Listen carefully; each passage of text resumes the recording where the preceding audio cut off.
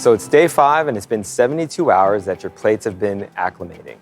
All right, so now it's time to develop our plates.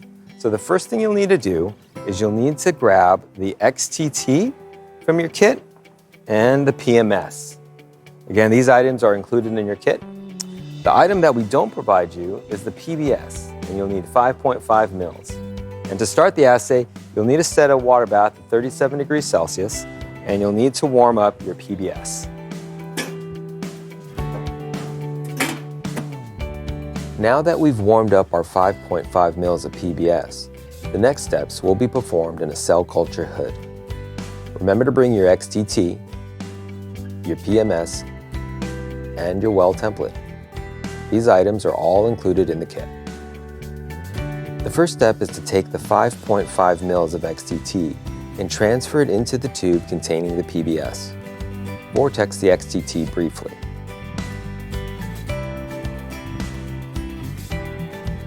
Transfer the tube and vortex the solution briefly. Next, we will transfer 92 microliters of PMS into the same tube.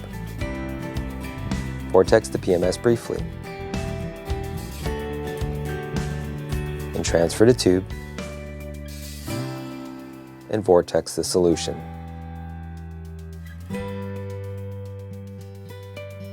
Now your developing reagents are ready to use. So after your plates have been incubated for 72 hours, now it's time to retrieve the plates from the incubator and bring them into the hood. Now that we've retrieved the plates from the incubator, the next step is to take the developing reagents and pour them into a well reservoir. Remember to vortex briefly.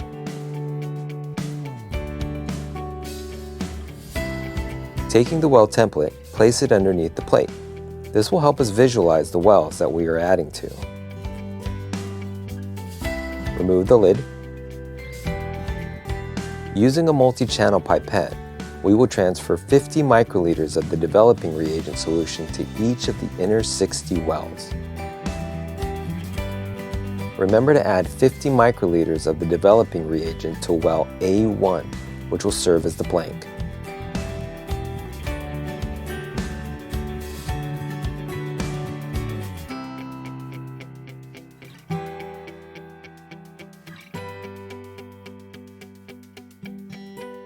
Replace the lid and repeat for the other plates. So now that your cells have finished incubating for 2 hours with the developing reagents, you'll need to take your plates from the incubator and bring them over to your plate reader capable of reading an absorbance value of 450.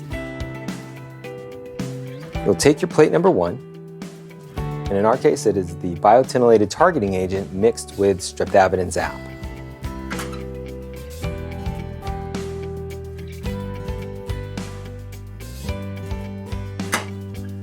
In our demonstration, we are using Softmax Pro version 5, but you can use any equivalent software suitable for your experiment.